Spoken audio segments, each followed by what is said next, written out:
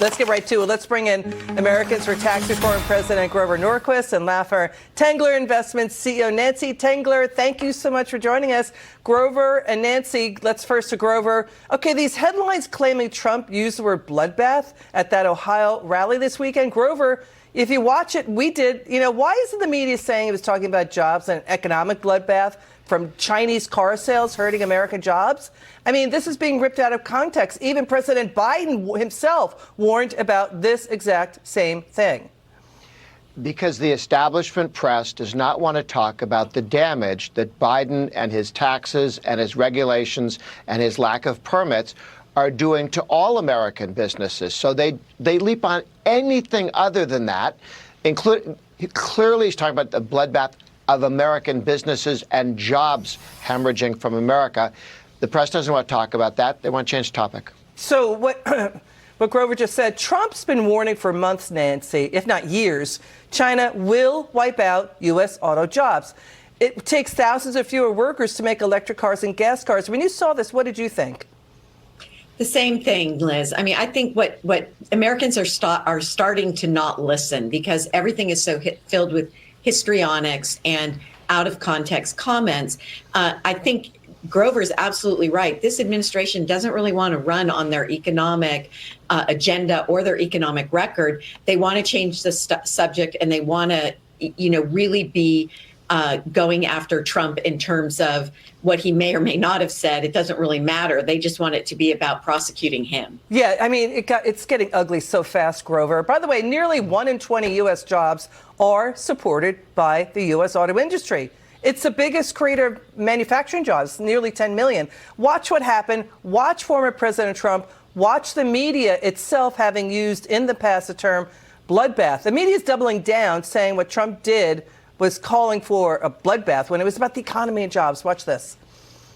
If you're listening, President Xi, and you and I are friends, but he understands the way I deal, those big monster car manufacturing plants that you're building in Mexico right now, and you think you're going to get that, you're going to not hire Americans, and you're going to sell the cars to us. Now, we're going to put a 100% tariff on every single car that comes across the line, and you're not going to be able to sell those cars. If I get elected, now, if I don't get elected, it's going to be a bloodbath for the whole.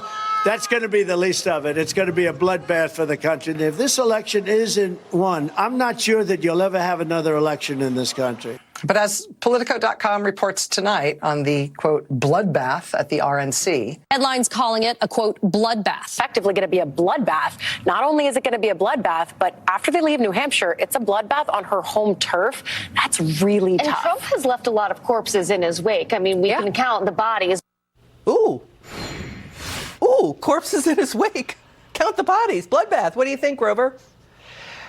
I think they don't want to focus on what Biden has actually said. He wants to take the American corporate income tax higher than China's. That makes not just the auto industry, every American industry non-competitive with China. He wants to take the capital gains tax, the tax on investment, on getting capital in to hire more people, to over 44%. That's more than twice as high as China. How in the world can America compete when Biden has taxes on businesses and capital gains higher than China, twice as high as China when you look at the capital gains? And that's the federal one.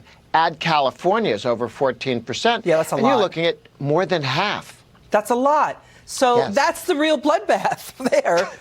What Grover just said, Nancy, it's like Katie barred the door already. I mean, this got ugly really fast with them whipsawing what Trump actually said, Nancy. Yeah. And, Liz, let's not forget that because of the mandates, the green energy mandates, this administration has created a problem for unions, for lower income families, as what we've seen in Detroit is that GM and Ford are now pivoting away from the very expensive and unprofitable EVs to hybrids. Fisker announced today that they're going to stop production and they may have to declare bankruptcy. And meanwhile, Tesla is raising prices. So I think what we've learned from all of this is that the consumer may want Teslas, but they don't necessarily want EVs and all of these green energy solutions. Yeah. Mandates don't work in a capitalistic society, and they're creating the problem, the very problem that they're now attributing to others and to the president, the Well, former that's the president. economic bloodbath, too, with the EV mandates. Okay, Grover Norquist, Nancy Tengler, thank you so much for joining us.